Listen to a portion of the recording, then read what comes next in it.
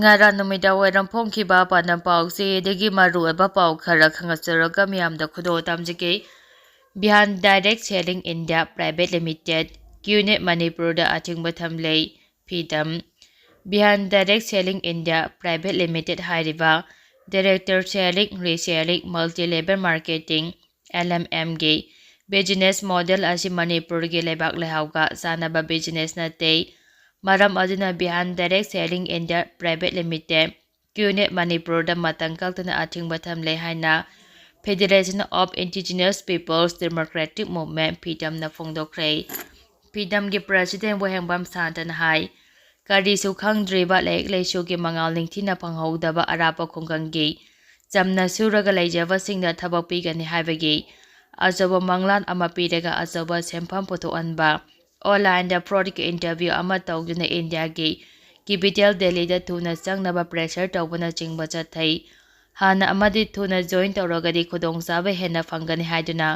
imungi leijaba lauhingol mansang thugaiduna sel laothokpagi thabak chathai kausileba miyoising ase training na haina campaign gi rule and regulation haiduna tha ama mata manghanbagi thabak chathari masida natna nauna lang asida thururaba nupi nupachingbu punarum amatada thambagi thabak su chathai Asiguma fataba asi isa gi yumda tholakloi hainingai leite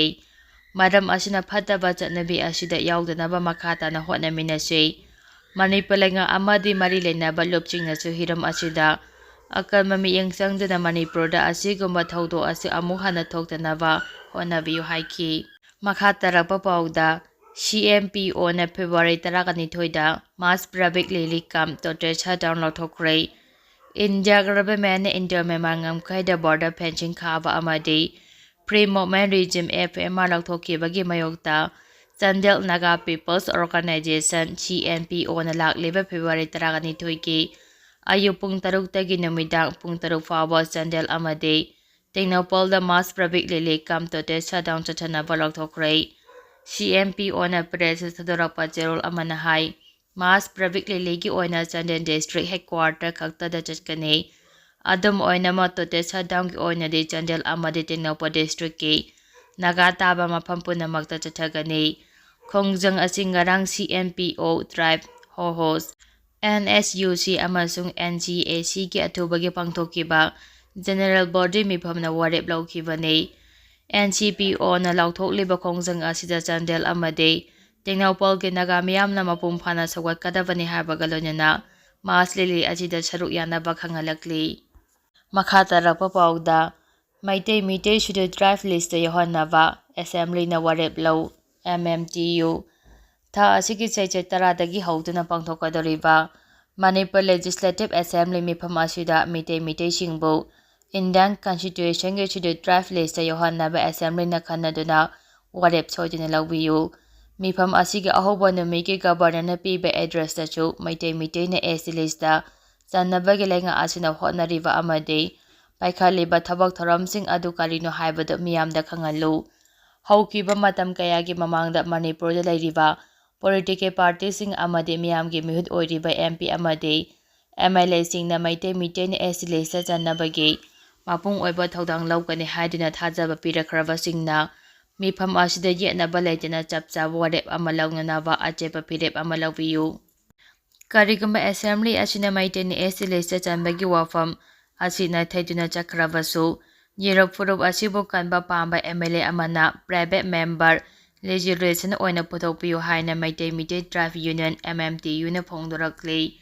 Cheryl asina makhata na hai hauji oirakliba maitei singe political economy Land amadi social culture asibu ngak semba amadi yelawmi chingi marakta thongmanana puna hingminaba haiba asida maiten SC list chanba haiba asina tan atopa lambi amata leite awang lampong lamdamgi yelaw furup ayamba hanana SC list chankre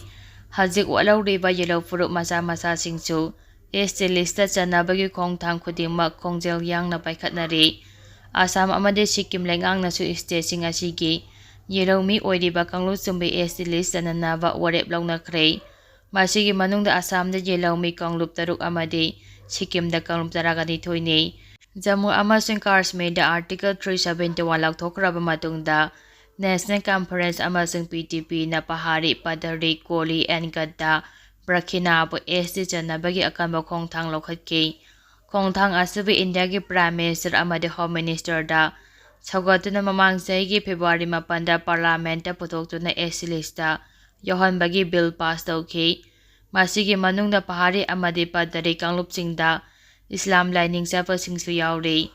Purup asigi luraba tampham asida lamdam asigi miyamgi mihut amadi political party singna maru oiba issue asi naitheduna thamba asi yama laibak thibani leba asi bu purup asi budi kari amada khanabagi matawni India gi Ministry of Tribal Affairs na maite maite singbu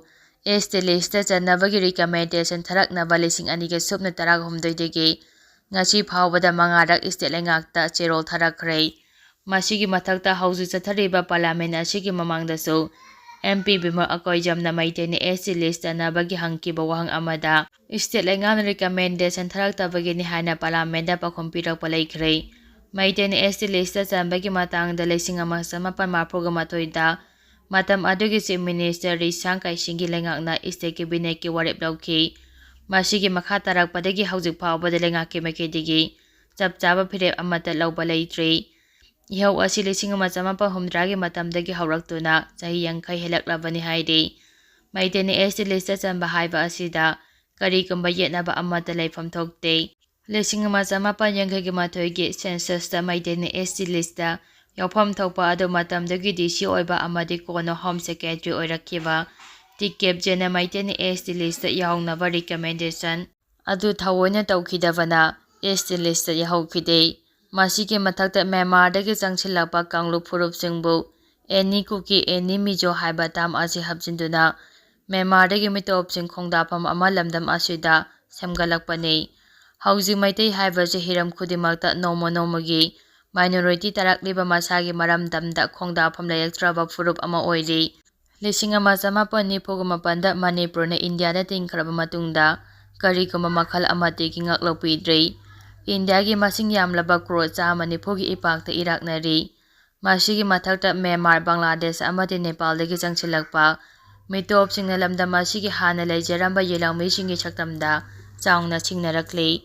maiteibu hana khukan pangalami ngalingai matamda chakhopa awangba thaki phurup ama oirami haiduna maiteni SC lista chamba yade haiba karigumba amata leite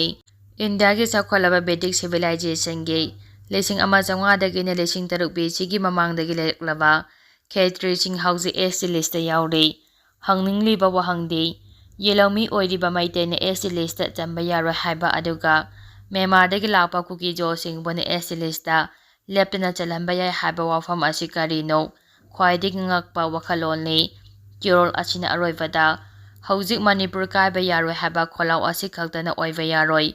Myanmar dagi mitop black kaya thingbinaba yauduna changchilakliba amadi makhoiba voter list yauksinjana Indian citizen onthokpagi mathakta SC list leptana yauksilakpa asini Myanmar dagi changchilakpa kuki jo singya annoba khul lising aniga chatre lom hengalaktuna leiri haiba wafam asi tarai tarani lawfam thokte maru eba core issue singa chi pothokuna assembly mifam asina warep lawbiyu hairi makha tarakpa pauda Accident da miyoi ama leikhidre leikagi mamanaba ahum luhongba chatluraga car tongduna halakpada mayum yoramdai da lambi dagi nantharaga mi ki yumthakta tasimbadagi miyoi ama leikhidre gari adubu thaurakpa miyoi amadi tonglakpa miyoi ama punna miyoi ani soktuna hospital da lekkanari haire laibak thiba thaudo adu thanga AC gi manung chamba ithing mayai lekaida ngarang numidang pung 10 rom tabada thokhibani